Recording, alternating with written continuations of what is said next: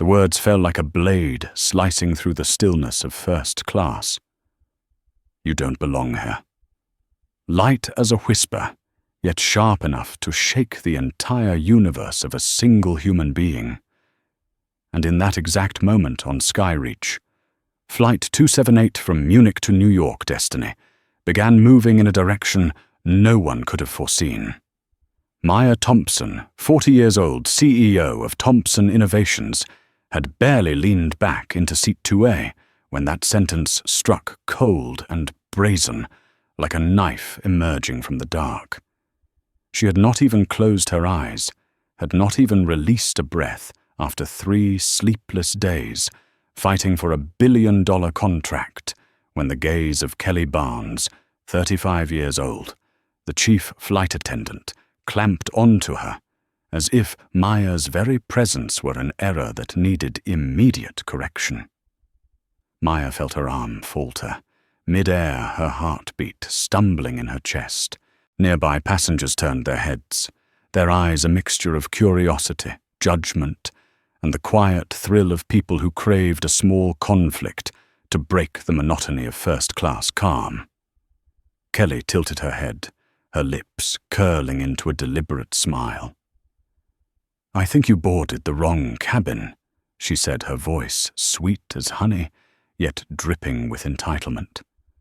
"Your seat is probably in the back." Maya inhaled deeply. The scent of premium leather, expensive perfumes, and the unmistakable aura of people accustomed to being served all blended into an invisible cloud of disdain. She knew this feeling too well. It was like childhood memories flooding back the days she stood in classrooms filled with white students and was asked if she had walked into the wrong room. It was like the early executive meetings where people assumed she was an assistant rather than the woman leading the project. The feeling never fully left. Pain has memory. It sleeps quietly inside the chest, waiting for a glance or a tone to awaken it. Maya lifted her boarding pass, her voice steady and cold. "I didn't make a mistake. This is my seat." But Kelly didn't even bother to look. Her eyes swept over Maya's simple outfit, the dark sweater, the cashmere joggers, the expensive sneakers that few would recognize. No logos, no flash, none of the identifiers Kelly believed a first-class passenger should have. Kelly's gaze dropped, then returned sharper like a blade slicing through dignity. "Are you sure one question carrying a full verdict?" Maya didn't answer right away. Something inside her tightened, not anger, but a weary disbelief. The exhaustion of a woman who ran an entire tech empire, who closed national-level deals, but still had to prove the legitimacy of her own seat. Across the aisle, a middle-aged man, Robert Fisher, 55 years old, glanced at Maya as if evaluating whether she deserved to sit there. He adjusted his Swiss watch, settled into a more comfortable pose, and smirked just enough for Kelly to see that he aligned himself with the so-called order. Order always has allies. And Kelly knew it. She jutted her chin and stepped closer, her voice low but sharp enough to slice into anyone's pride. "I can check the system again, because you don't really look like someone who belongs in this cabin." In that instant, the world seemed to slow. Maya could hear her heartbeat pounding, every emotion pushed to the bottom and rising again like a breaking wave. Not because of what Kelly said, but because of how she said it, the way people speak when they intend to make someone smaller. Kelly was the type who treated belittling others as a privilege, and in those few seconds, Maya saw something more frightening than the insult itself. Kelly truly believed she was doing the right thing.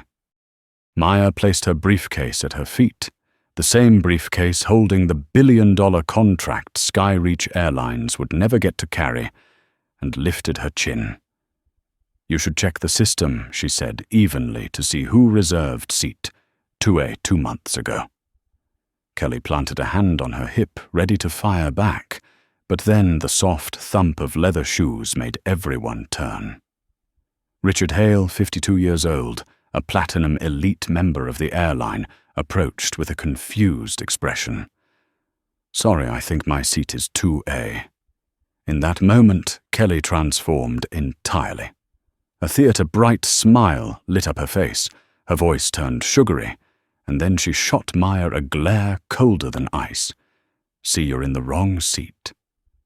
Maya felt herself tilt backward slightly, as if the plane had hit sudden turbulence. Not because of Richard, but because of the way Kelly clung to any chance to reinforce her judgment. Maya didn't move. "I'm keeping this seat," she said, clearly, "and I'm not going anywhere." And as the three of them stood together in that luxurious cabin, the entire atmosphere hovered over a dangerous edge. One more sentence, and everything would erupt. Kelly pressed her lips tight. Richard looked away. Maya's fingers curled slightly around the armrest. The silence thickened like a sheet of glass about to crack. And then it cracked. Kelly said, "If you don't get out of that seat right now, I will call the captain." A sentence, sharp, quick, ruthless. The opening shot of a battle no one would be able to stop.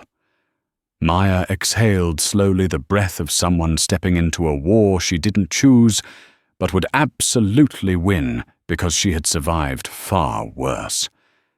And in that moment, surrounded by eyes filled with judgment and irritation, something ignited in Maya's gaze. Not fear, not anger, determination. The determination of a woman exhausted from having to justify her own existence. The determination of a CEO who was about to force the entire aviation industry to confront itself. And no one in that first-class cabin knew that only a few hours later, the story unfolding before their eyes would become the focus of the entire United States, and Maya Thompson, the woman they had dismissed, would ensure her name echoed for years to come. Captain Mark Ellison appeared like a verdict already delivered, his footsteps heavy, his eyes carrying the irritation of a man dragged out to handle something he believed was trivial. As every gaze in first class shifted toward Maya Thompson, the air thickened until it felt as if every sound had been strangled, leaving only the heartbeat of those waiting to see who would be the one to lose in this collision. Mark looked at Kelly, and without needing many words, her single nod was enough to convince him that Maya was the problem. He turned to her, his voice cold and metallic. "I was informed that you are in the wrong seat and refusing to cooperate." Maya stared straight into his eyes and replied calmly, "I am not wrong. I booked this seat 2 months ago. What is wrong is your process." But her words slid off Mark's mind without leaving a trace of consideration, because he had already made his decision: trust those who look like him and doubt those who do not. Richard Hale stood nearby, his face twisted with awkwardness, half wanting to speak, half afraid of becoming the center of attention. He chose silence, that familiar brand of cowardice. Mark sighed as if Maya were creating unnecessary trouble. "We have an open seat in 33B. You can sit there for now. When we arrive in New York, we will handle compensation." Compensation. The word hit Maya like a raw insult. She let out a short laugh, not from amusement, but from the absurdity pressing against her lungs. "I paid full price for seat 2, Maya said. "Why should I sit in a middle seat at the back of the plane when I did nothing wrong?" Kelly cut in, her voice sharp. "Because you are causing trouble. Because you are delaying the flight. And because the person who belongs in this cabin has arrived." The word "belongs" sent a flash of electricity down Maya's spine.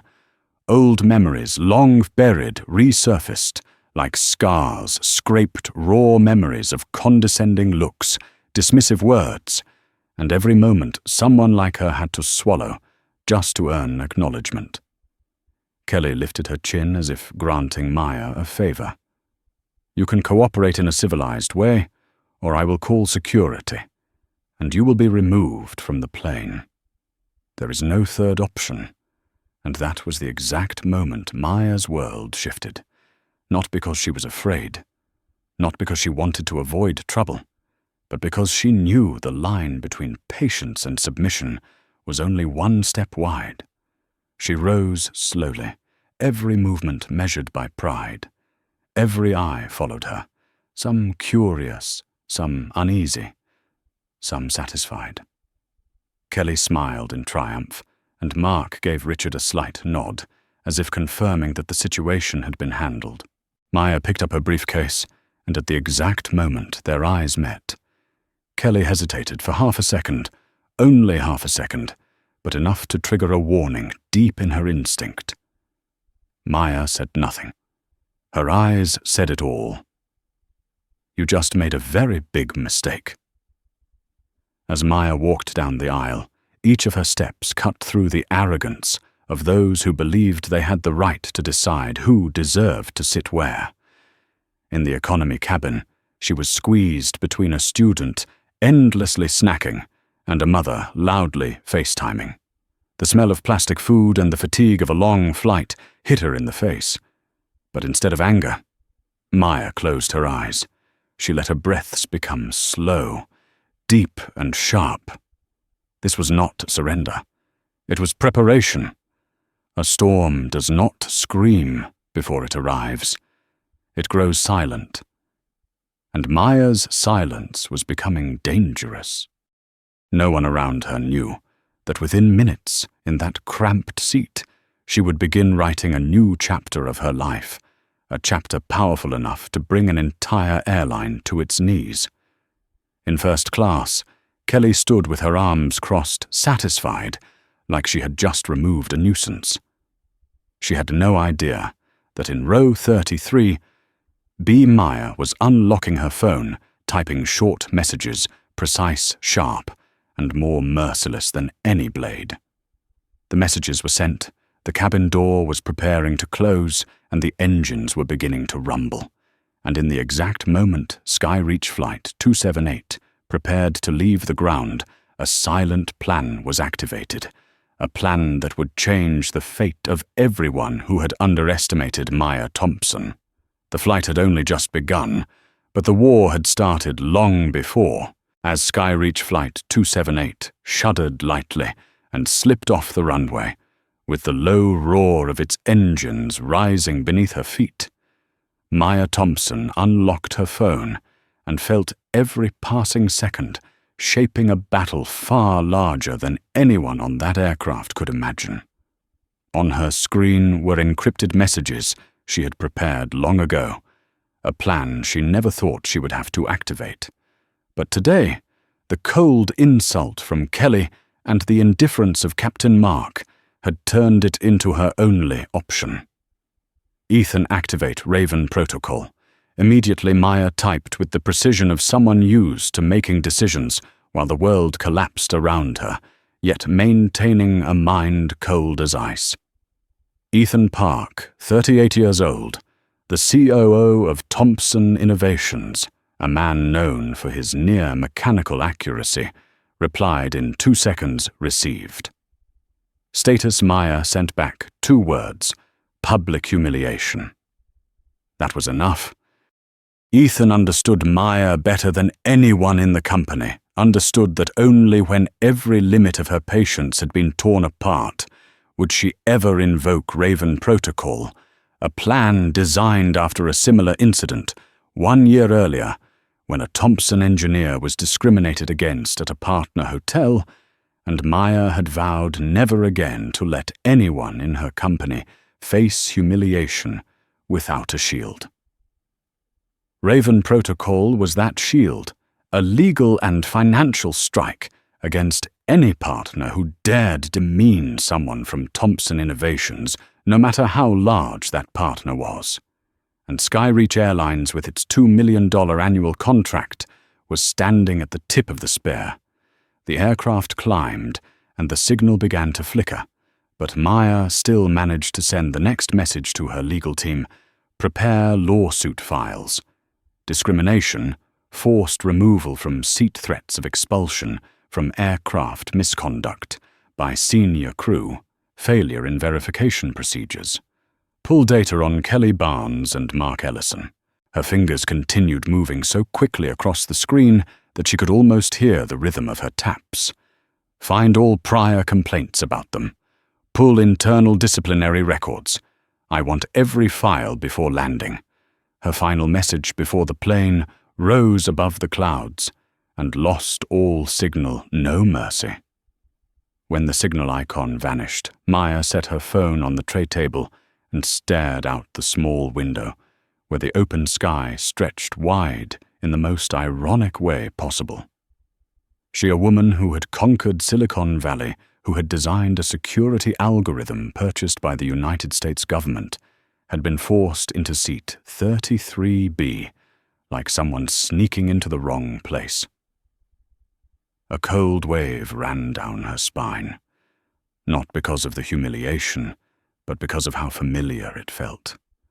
Familiar like a shadow, always trailing behind people of color in a world where every achievement is scrutinized twice and every mistake magnified 10 times.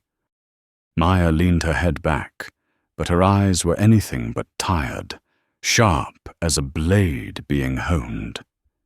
In first class, Kelly stood with her arms crossed her eyes, sweeping across the passengers as if she had just neutralized a threat. She felt exhilarated, a current of victory rising through her spine, especially when she saw Richard Hale seated in 2A with the satisfied look of someone reclaiming what he believed was rightfully his. But Kelly did not know that the moment Maya stepped off seat 2A and walked to 33B was the moment her own fate began to crack, even if no sign of it showed on her face. Captain Mark, meanwhile, was flipping through the manifest one last time, though he knew he did not need to. To him, his crew was always right, especially those who understood the rules of the game like Kelly. He muttered, "We need to take off on time." To Mark, Maya was simply an obstacle to remove in order to maintain schedule, and the way he viewed his passengers as cargo instead of human beings revealed everything corrupt running through Skyreach's culture. In economy, a young man sat pressed against the back of his seat, his phone hidden inside his jacket pocket, recording every moment. His name was Brandon Ward, 29 years old, a freelance journalist specializing in corporate inequality. He recognized Maya the moment she boarded, because the year before, he had written a 12-page analysis on Thomson Innovations' AI strategy. He knew who Maya was. He knew how powerful she was. And that was why, as he watched Kelly and Mark humiliate her, he realized he was witnessing an event that would go far, far beyond the confines of this airplane. Brandon looked toward Maya from a distance, seeing the unnervingly calm expression on her face, the calm of someone who did not need to argue to win. She only needed to wait for the right moment. 6 hours of flight. 6 hours for everything Maya sent before the signal dropped to transform into commands, signatures, and an avalanche of emails shaking the operations room of Skyreach Airlines. While the plane was still slicing through the clouds on the ground, Ethan Park had already launched into an emergency meeting with the legal team, and the contract division and Skyreach's computing system began flashing alerts when the notification Thomson Innovations requests immediate termination of contract appeared. Panic spread through every department of the airline, racing through the operations floor like a spark hitting dry grass. But that was only the beginning. In the sky, Maya opened her laptop, pushed into economy, dismissed, and forced into a cramped seat. But under her hands, the blueprint of retaliation was forming with perfect clarity. She drafted an internal memo. Effective today, Thomson Innovations will implement a zero-tolerance policy for all service partners. Any act of discrimination, no matter how small, will result in termination of partnership. She continued typing each sentence landing like a hammer. No one in our company, from new hires to senior leadership, will be humiliated by people who believe they have the right to decide who deserves respect. When she finished, Maya leaned back and felt a cold rush down her spine. But this time, it was not the sting of pain. It was the awakening of power. A quiet, razor-sharp power that did not need shouting or chaos, only a signature at the right moment. And as Skyreach Flight 278 sliced through the thick clouds and emerged into a clear, unbroken sky, Maya Thompson closed her eyes, not to rest, but to prepare for the moment the plane touched down, the moment when everyone who had underestimated her would have to face the harshest truth of all they had picked the wrong woman. And they would pay with their careers, their reputations, and the future of the airline they so proudly defended. The battle had begun, and Maya held absolute control. When the wheels of Skyreach Flight 278 touched down on the runway at JFK Airport, that small jolt did more than mark the end of a long flight. It signaled the ignition of the greatest confrontation Skyreach had ever faced. As passengers stirred, reaching for bags, coats, and phones, Maya Thompson remained still silent, her head tilted slightly, as if she were listening to whispers from a future that was already reshaping itself. She knew that when the cabin door opened, a chain of events would unfold fast, chaotic and irreversible. Phones lit up around the cabin as signals returned, and Maya's phone vibrated so violently it almost slipped from her hand. Message after message filled her screen. Raven Protocol termination notice sent. Legal Department disciplinary files for Kelly Barnes and Mark Ellison collected. Ethan Skyreach's VP is rushing into the boardroom, demanding to respond.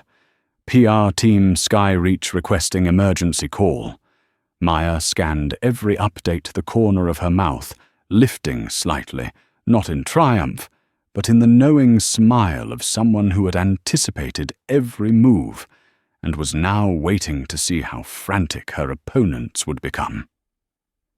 When the aircraft came to a complete stop and the flight attendants in economy began directing passengers to disembark, Maya rose, her shoulders straight every step, deliberate as if each footfall left an imprint on the floor. Brandon Ward, the journalist seated further back, watched her closely, hundreds of potential headlines forming in his mind. But he was in no rush. He knew this story was far from over, that it had only just awakened.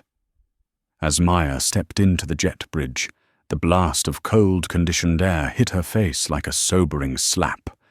But immediately she encountered a scene waiting for her two men in suits, standing stiffly in a row, their faces drawn tight with worry, like schoolboys awaiting punishment in the principal's office. One was her COO Ethan Park expression, firm eyes sharp as steel.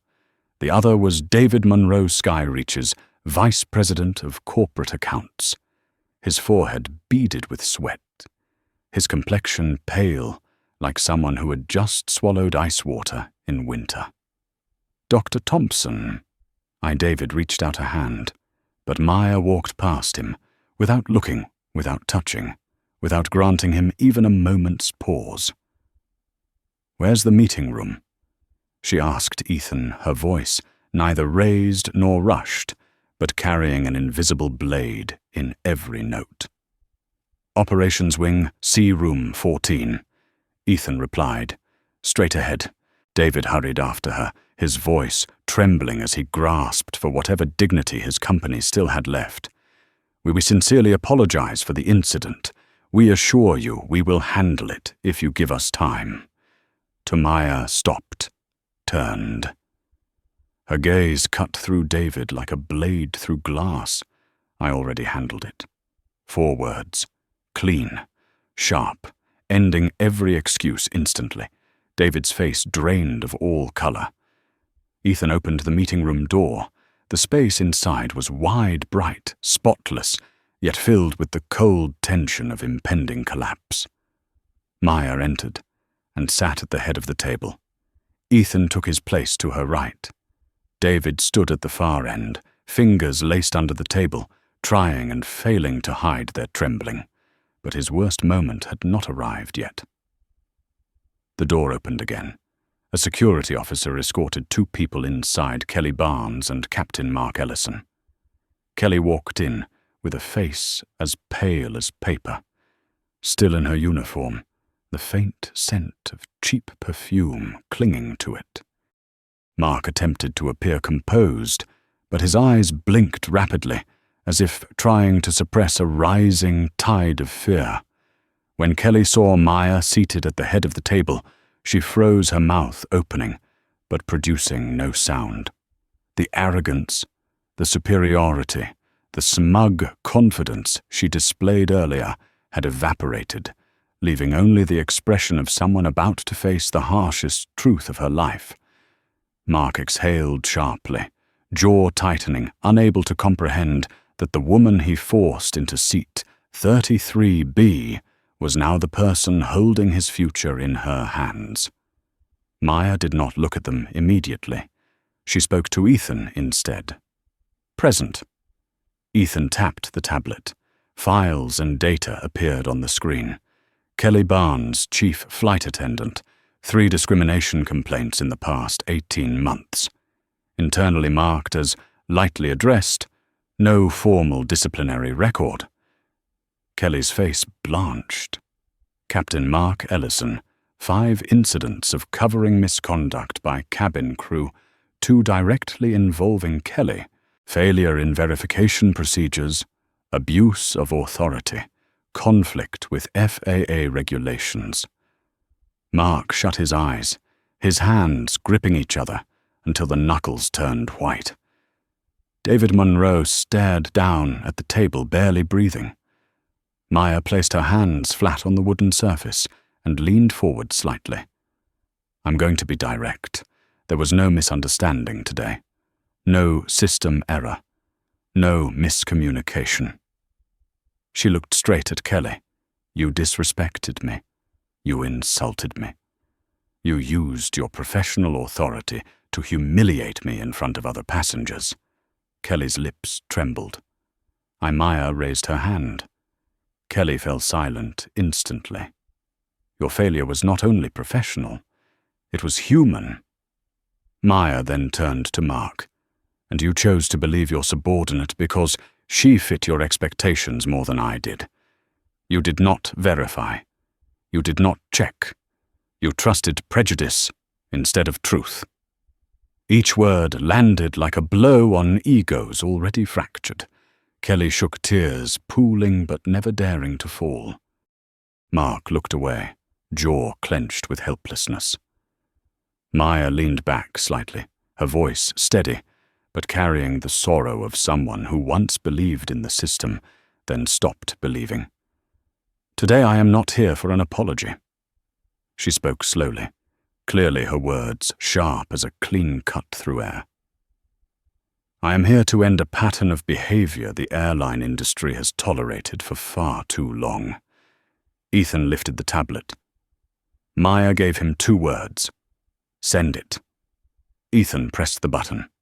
Per Corporate Contract Clause 4.2, between Skyreach Airlines and Thompson Innovations, our partnership is officially terminated immediately. Skyreach is required to refund 50% of the annual contract value and pay additional penalties under the ethics violation clause. David collapsed into his seat, as if someone had removed his spine. Maya did not look at him. She kept her gaze on Kelly and Mark. As for the two of you, the entire room held its breath. You are terminated, effective immediately. Authority has been transferred to the Partner Compliance Division. I have already signed. Kelly opened her mouth, but the only sound that came out was a broken sob. No, this can't. Mark stared at the table with empty eyes. Maya rose, adjusted her coat. This is not the end. She left those words behind, like a warning carved into the air, then walked out of the room with the stride of someone who knew that justice, at least this time, had chosen her side. And behind her, the heavy silence of people who had just lost both career and honor echoed like a long, hollow aftermath. 2 days after the meeting at the airport, just when Maya Thompson thought the anger had been sealed inside that cold conference room in Operations Wing C, another fire, fiercer and more poisonous, suddenly erupted across social media, creating a nightmare even she could not have predicted. That morning, Maya woke in her high-rise Manhattan apartment, sunlight pouring through the large glass window, as if the world were still spinning gently. But the moment she touched her phone, everything collapsed in a single breath. Notifications cascaded down her screen so fast the device lagged.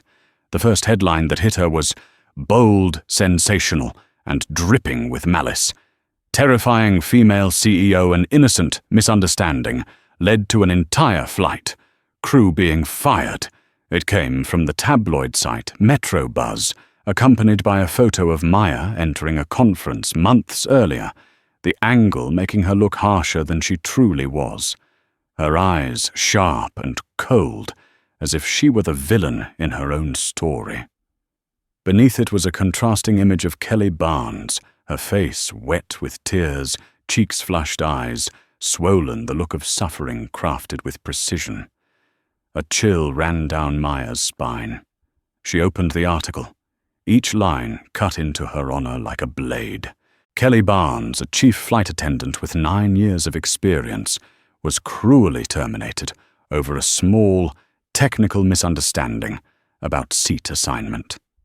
Captain Mark Ellison, who only wanted to ensure the flight's safety, lost his job after trying to de-escalate the situation. According to an eyewitness, the female CEO screamed, "Do you know who I am?" and threatened to sue the entire crew. Maya tightened her grip on her phone until her knuckles turned white. These stories were twisted, deliberately crafted, and venomous enough to appear convincing to anyone reading them. Kelly even said in her interview, "I only wanted to follow procedure." I don't understand why she got so angry. I was genuinely frightened. Under the article, thousands of comments poured in like a torrent of black water. Dictator firing an entire crew over a seat. Power-obsessed, crazy CEO boycott her company. Some comments were even worse, hateful to the point Maya had to stop, reading a painful pressure rising in her throat as if a stone had lodged there. Another site published an even harsher headline, "Black Female CEO Uses Power to Crush the Working Class." Every word weaponized her identity, twisting it into a fabricated story of oppression and cruelty filled with prejudice and ill intent. And worse awaited her when she opened her company email. Hundreds of hostile messages, some threatening, some insulting, and several containing blatant racist slurs. On social media, the hashtag #FireMaya hit top trending within an hour. Even the Twitter page of Thompson Innovations was flooded with attacks. Maya leaned back in her chair, eyes closed for a few seconds, as she tried to steady her breathing, but her heart continued pounding, each beat pushing against her ribs, as if trying to break free. She tried to remain calm, but the injustice sucked the oxygen out of the room. It took her nearly 5 minutes before she decided to call Ethan. "Ethan," she said, her voice low and rough, as if sand were lodged in her throat. I saw the article. Ethan exhaled on the other end, his breath carrying both anger and helplessness. I know. PR is trying to get the article taken down, but it has already gone viral. Other sites started copying it and adding their own versions. What about the board, Maya asked, though. She was certain the answer would not comfort her. Some members are asking for a soft solution. They want you to apologize. Maya let out a laugh, one devoid of joy, the laugh of someone pushed into a situation so absurd she no longer had emotions left for it.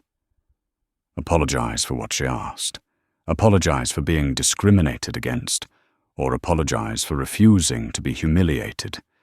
Ethan fell silent. That silence said everything. To the public, Maya, a wealthy, powerful black woman, was the easiest target to hate. People did not care about the truth. They wanted a story that made them feel justified, and Kelly had given them exactly what they wanted. Maya rose and walked toward the large window overlooking Manhattan. The city below still moved, noisy, crowded, oblivious to the weight crushing her. She wondered if this was the true taste of power, celebrated when things were good and crushed mercilessly when the media decided to choose the other side. Her thoughts were cut short by another email. This one from Finance Company, stock down 3.8% this morning. Another email, 3 minor partners requesting clarification on the incident. A third email from PR small protest gathering outside headquarters. It was as if the entire world had chosen to push her into a dark corner and lock the only door leading her back to the light. Somewhere deep inside her mind, a question surfaced, one she had never allowed herself to think before. Had I gone too far? But almost instantly, another memory struck through like lightning, Kelly saying, "You do not belong here." That voice stabbed directly into Maya's pride. No. Maya knew she had not been wrong. The system was wrong for getting too comfortable with belittling people like her. Kelly was wrong for believing she had the right to decide who deserved respect. Maya clenched her fists, a new spark of resolve igniting in her eyes, a flame she had tried to extinguish but could not. The fight had shifted, from an airplane cabin to an airport boardroom, and now to the entire national media landscape. And Maya understood this was no longer a battle over a seat. This was a battle for dignity, for justice, for every person like her who had ever been shamed into silence. The media firestorm had ignited, but Maya knew how to turn it into a wildfire, and she would be the one directing the wind. 3 days had passed since the first article attacking Maya Thompson exploded across the internet, and the media storm not only refused to calm, but grew even more vicious, tearing deeper into her dignity, her reputation, and her life like a flood with no end. The orderly world Maya had built from logic and precision had been twisted into chaos like an AI system corrupted by thousands of lines of malicious code. Each morning she woke not to execute strategic plans, but to peel away lies, rumors, and venomous cuts hurled at her as if she were a criminal, standing in the middle of a medieval square. Social media overflowed with edited videos, distorted analyses, and even self-proclaimed experts posting 15-minute breakdowns with grave tones, as if solving an FBI case, all trying to prove Maya had abused her power ruthlessly. People who had never met her, never witnessed the incident on the plane, never knew Kelly's history of discrimination, or Mark's repeated violations, spoke about Maya with the certainty of a judge delivering a death sentence. In Maya's office on the 49th floor, the beautiful room with glass walls overlooking Manhattan had become a trench, And for the first time in years, Maya felt pressure like a stone crushing her chest. The PR team sat across from her, faces tight with strain. Rita, the head of communications, had repeated the same 3 sentences for 2 days straight. We need an apology. We have to show humility. Public sentiment is leaning toward them, not us. Maya looked at them, her eyes tired yet deep as an abyss, and for the first time, she felt utterly alone on the throne she had fought so hard to reach. "If I apologize," Maya said, her voice slow and heavy, like stone scraping against metal, "everything I and millions of other women of color have fought for will become zero. I will not do it." Rita lowered her gaze, hiding her frustration. Another team member spoke up.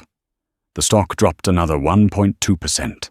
International investors are asking to renegotiate leadership roles. The last person spoke so quietly it almost trembled. "The board wants you to consider temporarily stepping down from the CEO position."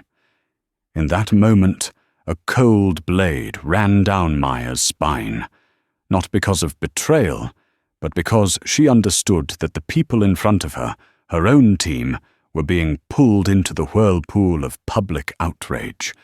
They were not against her. They were simply afraid.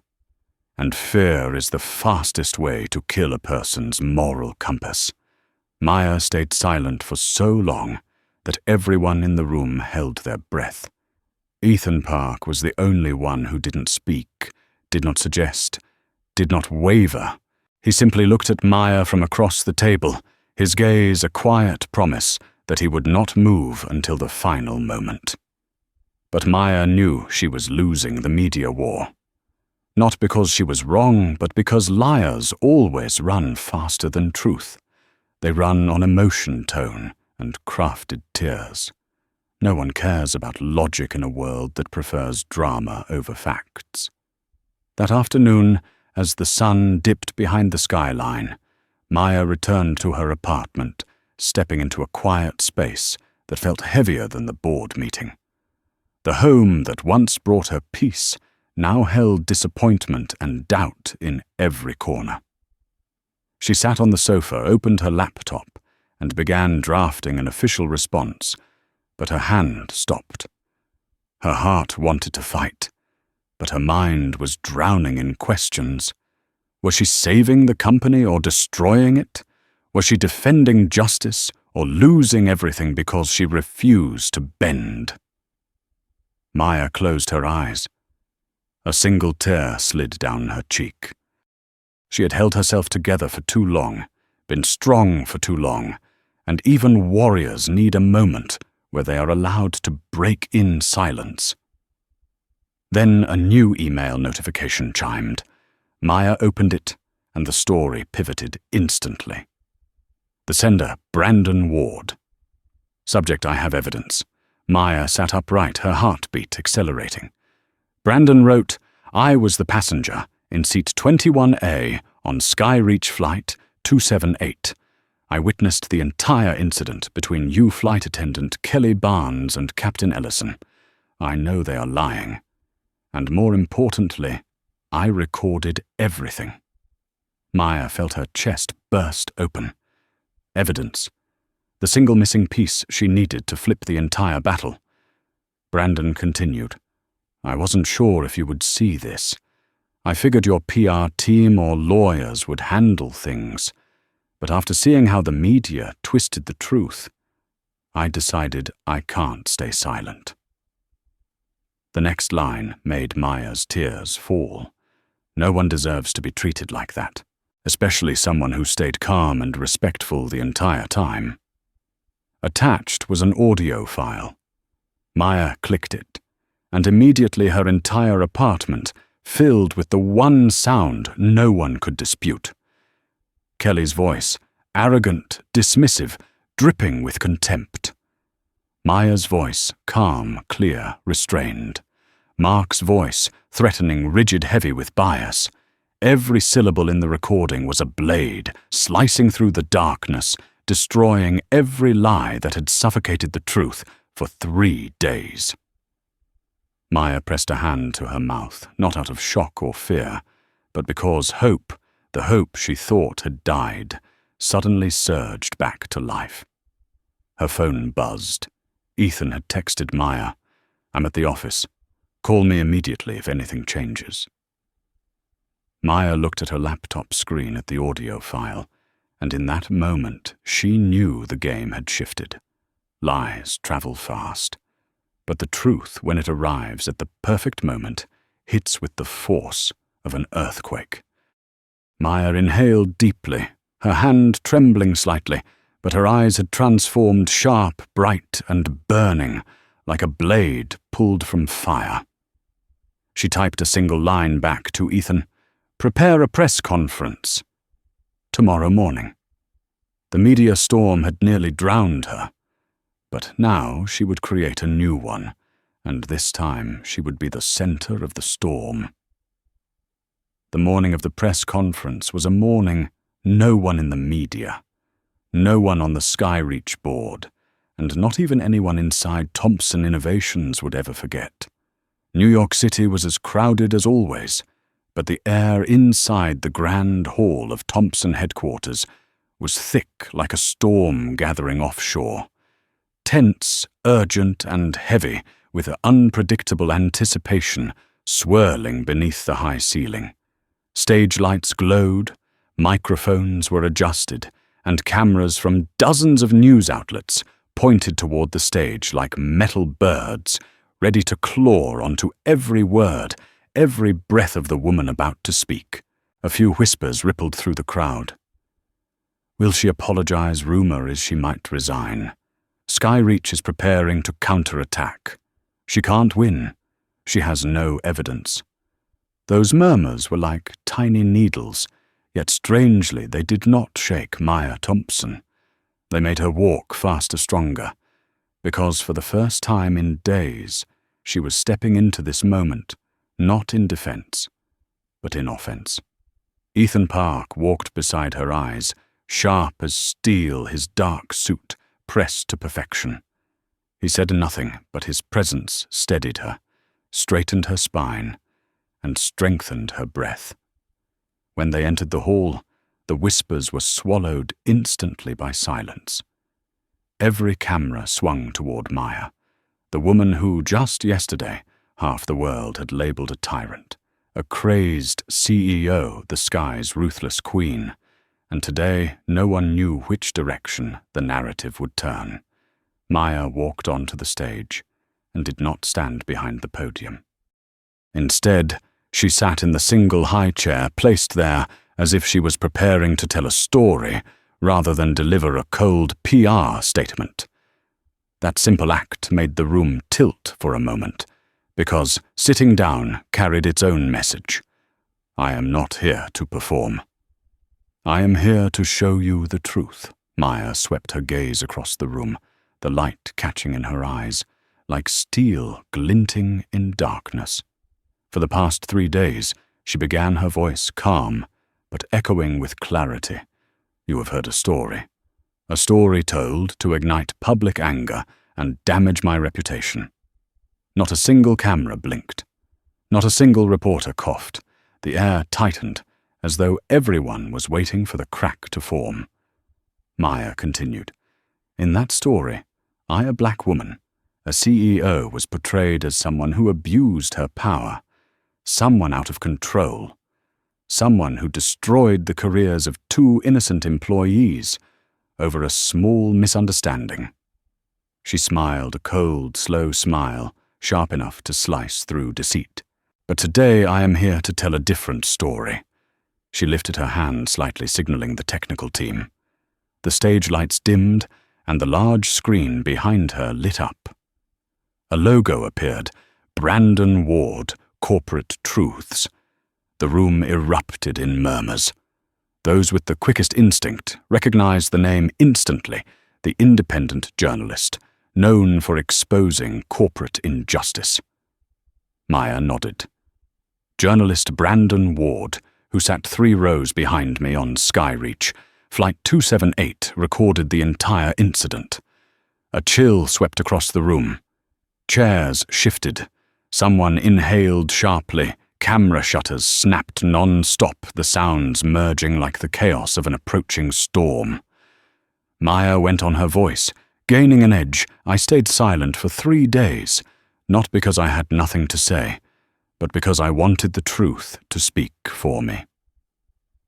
She nodded again. The audio filled the hall. "Excuse me, Mum. I think you're in the wrong seat." Kelly Barnes's voice, unmistakably condescending. Then Maya's voice, calm, steady, nothing like the screaming the media had invented. "I'm not mistaken. This is seat 2A. "But you don't look like someone who belongs in this cabin," Kelly replied, every word cutting like a blade. The entire hall froze. No one moved. No one dared look away from the screen. Every second of that confrontation played out like a mirror, reflecting the raw truth, a flight attendant displaying blatant prejudice, a captain misusing his authority, and a black female CEO forced out of a seat she'd lawfully paid for simply because of her skin and her clothing. The recording lasted only a few minutes, but each second scraped across Sky Reach's reputation like metal gouging metal. When the clip ended, the hall dropped into a dense, heavy silence. No one dared speak because any wrong word could destroy a career. Maya rose slowly. "This," she said, placing a hand over her chest, "is me. This is how I behaved, calm, respectful, transparent." She paused, letting her gaze slice through the crowd, carving 2 questions into their minds. Who truly abused their power? And who was the real victim? Those 2 employees were not fired because of a misunderstanding. They were fired for discrimination, for abuse of authority, and for harming a customer based on personal bias. Maya's fingers curled slightly, her voice tightening with force, powerful enough to crush any doubt. And I, a black woman, will not apologize for defending myself. Immediately murmurs surged through the room, but they were not protests. They were awe, shock, frantic note-taking. Maya did not hesitate. Her voice carried even stronger as she moved to the next part. "Today I am announcing the establishment of the Justice in Transit Fund, dedicated to providing legal support for passengers who have been discriminated against in the aviation industry." The room held its breath, and the starting amount is $10 million. A soft "oh my God" escaped from the press row before a storm of camera shutters erupted. Maya stood tall, her eyes gleaming with the brilliance of someone who had crossed a chasm without breaking.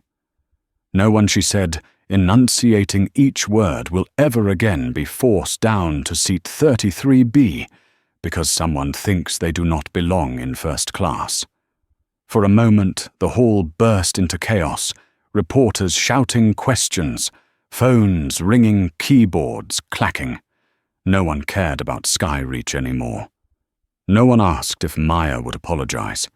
The entire battle had shifted, and Maya knew it. Brandon Ward, standing in the corner of the room, knew it. Ethan Park, behind her, with eyes burning in pride, knew it. And 2 people watching from far away, Kelly Barnes and Captain Mark Ellison, sitting in front of their televisions, with faces drained of color, knew it too. Because today, in front of millions, Maya Thompson did more than prove her innocence. She placed the entire truth into the hands of the public. And when truth rises, it does not only protect the innocent, it destroys the lies that threatened them. Maya stepped off the stage. For the first time in days, her walk was not that of someone defending herself. It was the walk of a victor, but more importantly, of a survivor. The press conference ended, but the new storm had only begun sweeping across the world, and this time It was the storm of justice. Right after that historic press conference, the entire online world exploded like an overloaded power grid, sparking short-circuiting and erupting beyond control.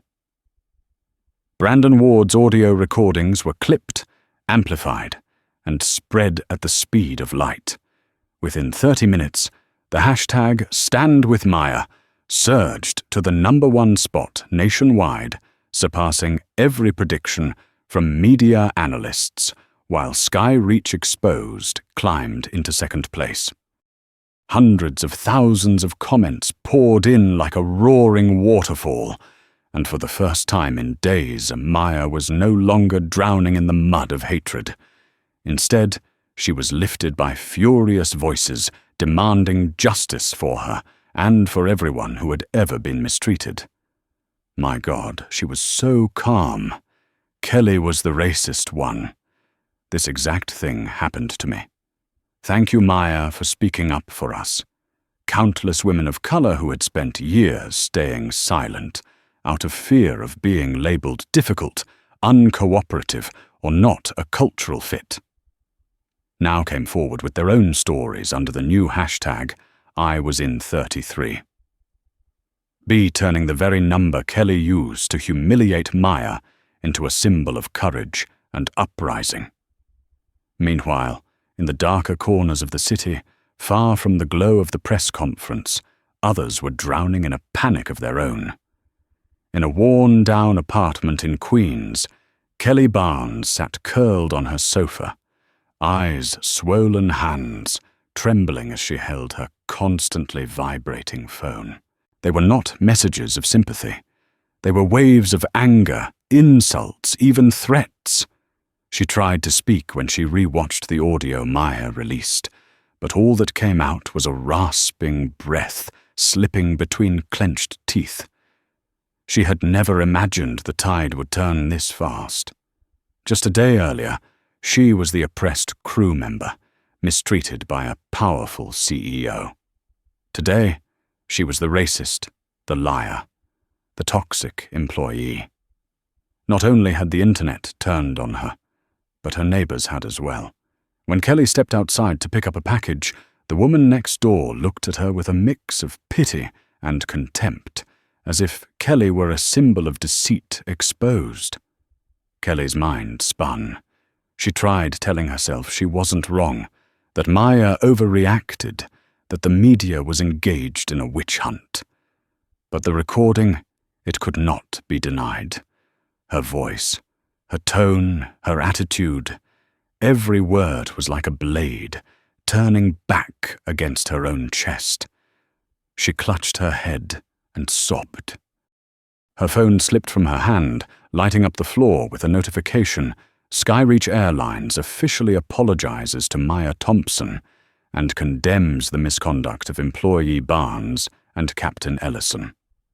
A final period drawn in red ink. At the law office of Bradley and Cole, Captain Mark Ellison sat across from his attorney, though his mind felt disconnected from reality. The lawyer was speaking about appeal rights, potential disciplinary reductions, media response strategies, but to Mark it sounded like distant buzzing. The audio replayed in his mind, word for word, each unreasonable threat, each biased judgment he had spoken aloud.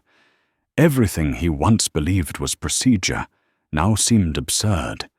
He had thought he was protecting his crew, but in truth he had protected his own prejudice. And now his 30-year career had crumbled in minutes of broadcasted truth. And Richard Hale, the man of privilege, who never admitted he had privilege, faced a different consequence. The pharmaceutical company where he worked summoned him demanding an explanation for his role in the incident. "You validated the flight attendant's claims despite knowing the truth," HR said. "This has damaged the company's image." Richard sat frozen. Not because he feared being fired, but because for the first time he saw himself clearly in the cold mirror of public judgment. At Skyreach headquarters, chaos reached its peak. The airline's CEO was summoned by an enraged board. How did you let this escalate? Who allowed reporters access to Kelly? Why didn't you run an internal check before issuing statements? Outside the building, lines of reporters and protesters held signs. No silence in the face of injustice. Passengers are not second-class citizens. Skyreach discriminates. This happened to me too. The storm swept through everything and everyone, except one person, Maya Thompson. Maya was in her office, unnervingly calm. Afternoon light cut through the glass, reflecting in her eyes, making them brighter, sharper, but carrying something stronger than anger conviction. Ethan stood a few steps away, studying her carefully. He knew Maya was not someone who celebrated victory easily, and indeed, she did not feel victorious. What she felt was relief. Relief that the truth was free. Relief that she no longer needed to hold the line alone because the truth itself had taken its rightful place. But beneath all of that, Maya felt a deeper ache, the ache of someone who had been hurt too many times, and understood that even a resounding win could not erase the humiliation she endured in that airplane cabin. She turned to Ethan, her voice soft but weighted with purpose. "We're not done." Ethan nodded. "How far do you want to go?" Maya looked out at the city, stretching before her. The buildings, the streets, the moving lights, like the pulse of the nation, until she said a black woman walks onto a plane and no one assumes she's in the wrong seat. Ethan said nothing more. He understood. This was no longer one woman's story.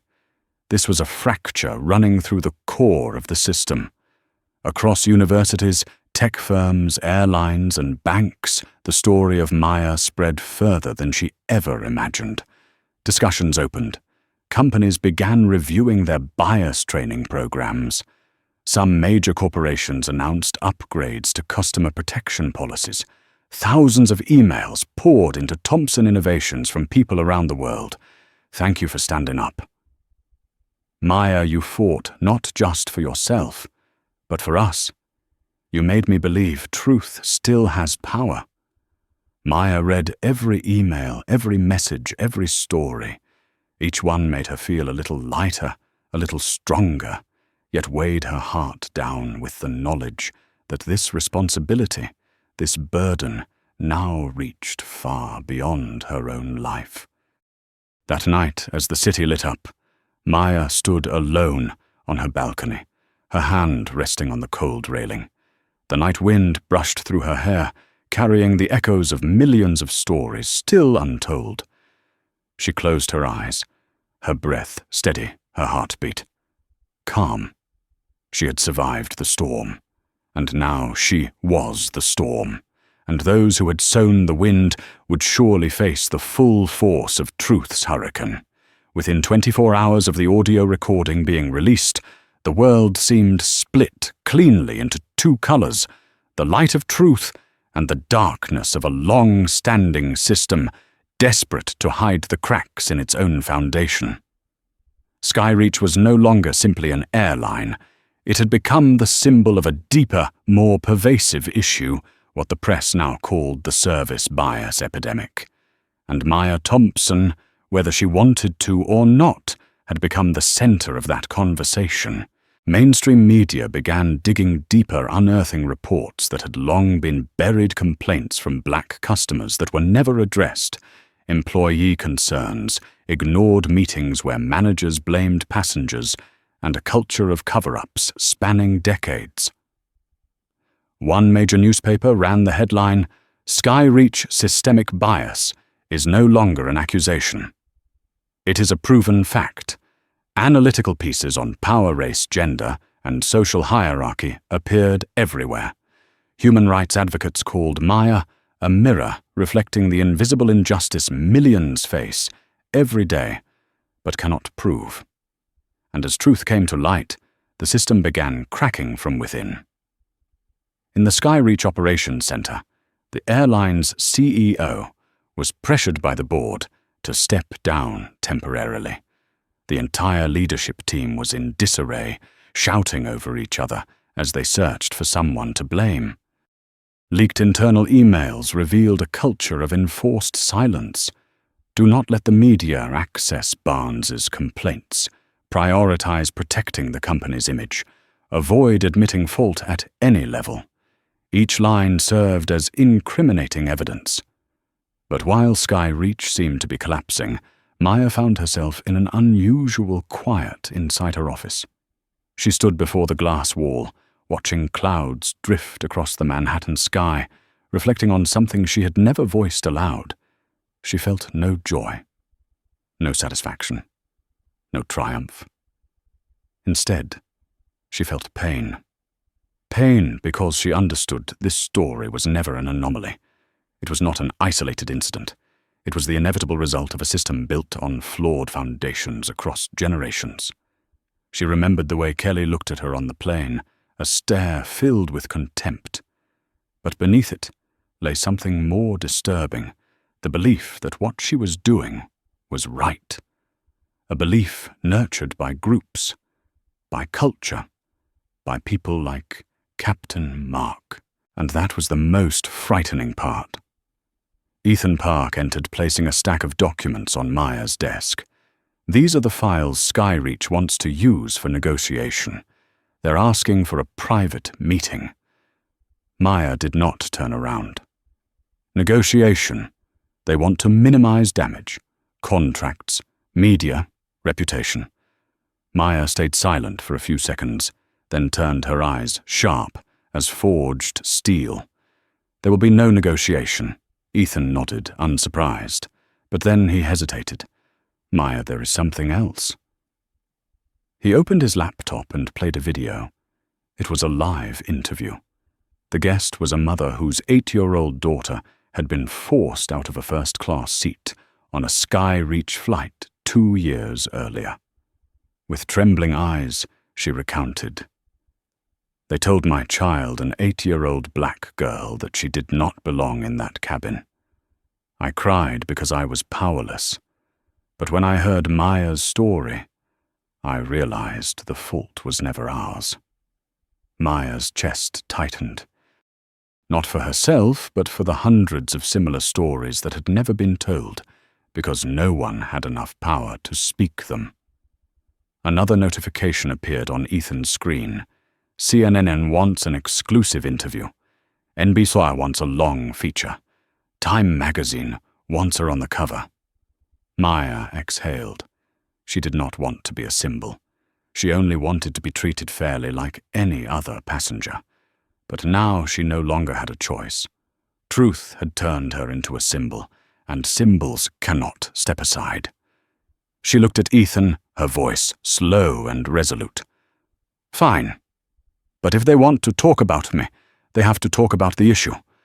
I will not let this become a strong female CEO fights discrimination. This is not about me. This is about everyone who has been forced into silence. Ethan smiled, a rare expression for someone who lived by logic. I knew you would say that. That afternoon, Maya's second press conference was announced. But this time, it was not to reveal the truth. It was to redirect the nation's attention to something larger, something impossible to distort. The system had to change. That night, Maya drove home. While waiting at a red light, she glanced through the window and saw a young woman holding a sign, "Thank you, Maya." Maya's eyes stung, but not from sadness, from understanding. Her pain had become strength for someone else. When she reached her apartment, she stood by the window looking at the city reflected against the night. This time, instead of seeing herself as a lone figure in a storm, she saw herself as a lighthouse. Steady, bright, clear. Not because she had won, but because the road ahead now held a new purpose. And in that moment, she understood the real battle had not yet begun, but this time she was ready. The entire city was still buzzing about her first press conference when Maya Thompson stepped before the media a second time. But this time, she was not there to prove her innocence. She was there to declare a new chapter, a seismic shift powerful enough to shake the entire American aviation industry. The hall was packed to the point of suffocation, long lines of reporters pressed against the doors, microphones raised like a forest of spearheads aimed at the stage.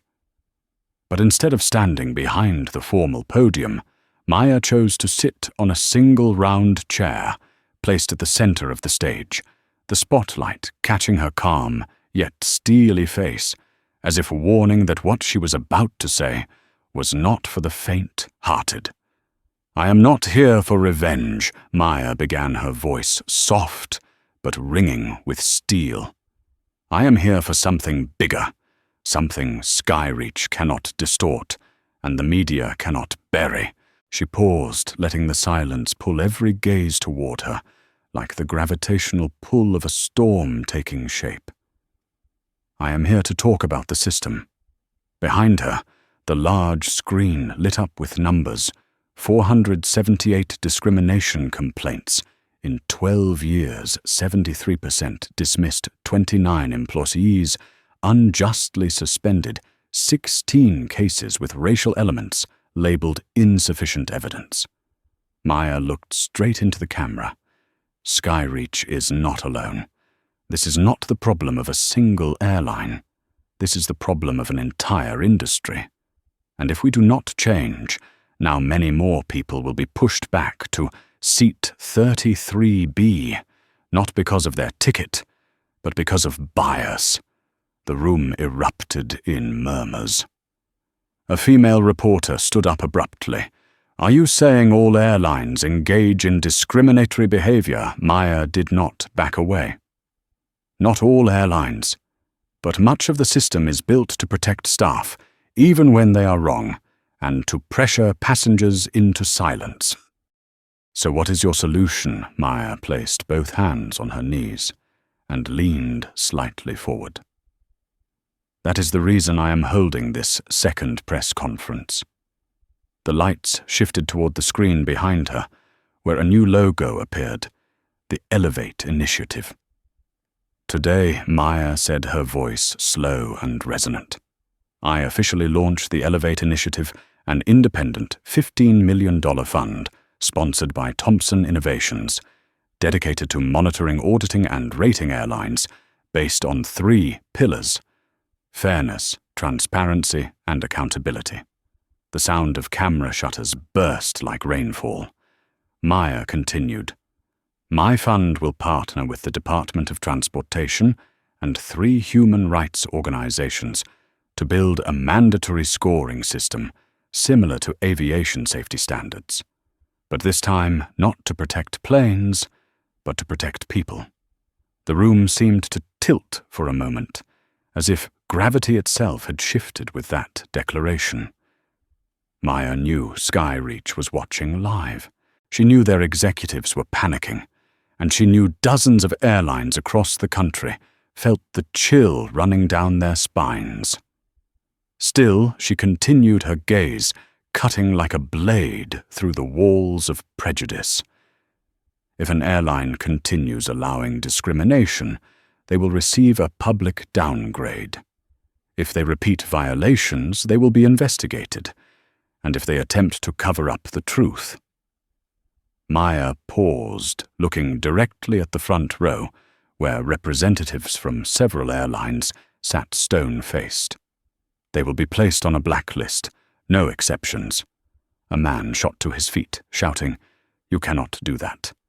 The aviation industry is not under your control." Maya turned her head and gave a faint smile, sharp as a silver-edged blade. "It is not under my control," she said, "but it is under the control of the truth." Silence fell over the room like a weighted curtain, and when Maya stepped off the stage, the silence was no longer shock. It was the silence of a system realizing it was about to be forced to change, whether it wanted to or not.